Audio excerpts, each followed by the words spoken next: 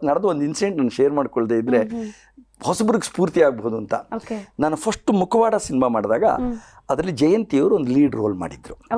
ಅವಾಗ ನಾನು ಹೊಸಬ. ಅವ್ರ ಮನೆಗೆ ಹೋಗಿ ಕತೆ ಹೇಳಿ ಒಪ್ಪಿಸಿದ್ದೆ. ಎಲ್ಲ ಆಯಿತು, ಒಪ್ಕೊಂಡ್ರು. ಬಟ್ ವಿಚಿತ್ರ ಅಂದರೆ ನನ್ನ ಫಸ್ಟ್ ಸಿನಿಮಾ ಅದು ಮುಖವಾಡ.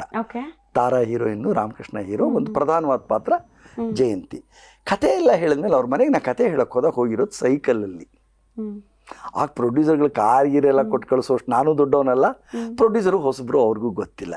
ಶೂಟಿಂಗ್ ಶುರು ಆಗೋವರೆಗೂ ನೀನು ಹೆಂಗೋ ಓಡಾಡ್ಕೊಪ್ಪ, ಬಸ್ಸಲ್ಲೋ ಆಟೋದಲ್ಲೋ ಸೈಕಲಲ್ಲೋ, ಶೂಟಿಂಗ್ ದಿವಸದಿಂದ ನಾನು ಕಾರ್ ಕೊಡ್ತೀನಿ ಶೂಟಿಂಗಿಗೆ ಎಂದಿದ್ರು.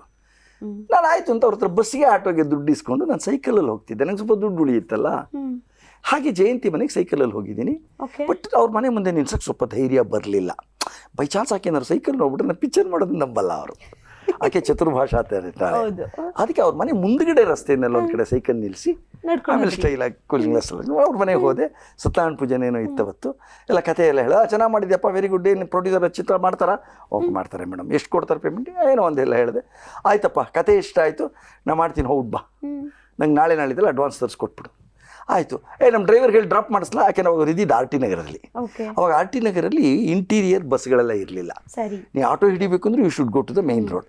ನಮ್ಮ ಡ್ರೈವರ್ ಕೈಲಿ ಕಾರಲ್ಲಿ ಕಳಿಸ್ತೀನಿ ಅಂತ ಅವರು. ನಾನು ಅವ್ನ ಜೊತೆ ಹೋಗೋಂಗಿಲ್ಲ, ನನ್ನ ಸೈಕಲ್ ನೆಕ್ಸ್ಟ್ ರೋಡಲ್ಲಿ ಇದೆಯಲ್ಲ. ಇಲ್ಲ ಮೇಡಮ್, ಪರವಾಗಿಲ್ಲ ಮೇಡಮ್, ಅದು ನಾವು ಮಾಡ್ಕೊಂಡು ಬಂದುಬಿಟ್ಟೆ. ಬಂದು ಅಕ್ಕಪಕ್ಕ ನೋಡಿದೆ, ಯಾರೂ ಇಲ್ಲ. ಸೈಕಲ್ ತೊಗೊಂಡು ಇನ್ನೇನು ಹಿಂಗೆ ಕಾಲು ಇಡಬೇಕು, ಯಾರೋ ಚಪ್ಪಾಳೆ ಹೊಡೆದು ಸೌಂಡ್ ಕೇಳಿಸ್ತು. ತಿರುಗಿ ನೋಡ್ತೀನಿ, ನೋಡಿದ್ರೆ ಜಯಂತಿ ಮತ್ತು ಅವ್ರ ಡ್ರೈವರು ವಾಕಿಂಗಿಗೆ ಅಂತ ತಕ್ಷಣ ಹೊರಟಿದ್ದಾರೆ.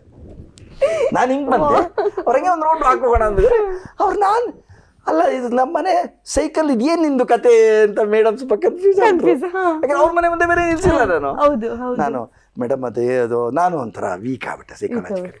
ಇಲ್ಲ ಮೇಡಮ್ ಅದು ಸೊ ನಿನ್ನ ಪ್ರೊಡ್ಯೂಸರ್ ನಿನಗೊಂದು ಕಾರು ಕೊಡಲ್ಲ, ನಾನು ನಿನ್ನ ಸಿನಿಮಾದಲ್ಲಿ ಮಾಡಲ್ಲ, ಸಿನಿಮಾ ಮುಗಿಸ್ತಾರೆ ಅನ್ನೋ ಗ್ಯಾರಂಟಿ ಇಲ್ಲ ಅಂತ ನನಗೇನೆ. ನಿಮ್ಗೆ ಈ ಸ್ಥಿತಿ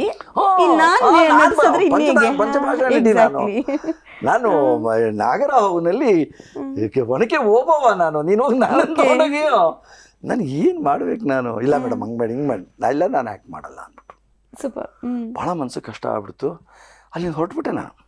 ಆಮೇಲೆ 2 ದಿವಸ ಆದಮೇಲೆ ನಮ್ಮ ಪ್ರೊಡ್ಯೂಸರ್ನೇ ಕಾರಲ್ಲಿ ಕರ್ಕೊಂಡೋಗಿ ಅವ್ರಿಗೆ ಅಡ್ವಾನ್ಸ್ ಕೊಡಿಸಿ ಅವ್ರ ಕಾರ್ ಇದೆ ಅಂತೆಲ್ಲ ತೋರಿಸಿ ಆಯಿತು. ಅದು ಪಿಕ್ಚರ್ ಆಗೋಯ್ತು. ಇದು ಕಳೆದು 12 ವರ್ಷ ಆಗೋಗಿದೆ. ನನ್ನ ಸ್ಟುಡಿಯೋ ಓಪನಿಂಗ್ ಸೆರೆಮನಿಗೆ ಚೀಫ್ ಗೆಸ್ಟ್ ಜಯಂತಿ ಅವರು. ಸೂಪರ್. 12 ವರ್ಷ ಆದ್ಮೇಲೆ 12 ವರ್ಷ ಆದ್ಮೇಲೆ ಇದು ಕಾರಿತ್ತು. ಅಷ್ಟೊತ್ತಿಗೆ ನನ್ನ ಹತ್ರ ಇಂಪೋರ್ಟೆಡ್ ಕಾರು ಬೆಂಗಳೂರಲ್ಲಿ ಇದ್ದಿದ್ದು 2 ಹೋಂಡಾ ಕಾರ್ ಅವತ್ತು. ಜೀವನ ಚಕ್ರ. ಅದು ಏನು ಅಂಬರೀಷ್ ಹತ್ರ ಇದ್ದಿದ್ದ ಕಾರ್ ನಾನು ತಗೊಂಡಿದ್ದೆ.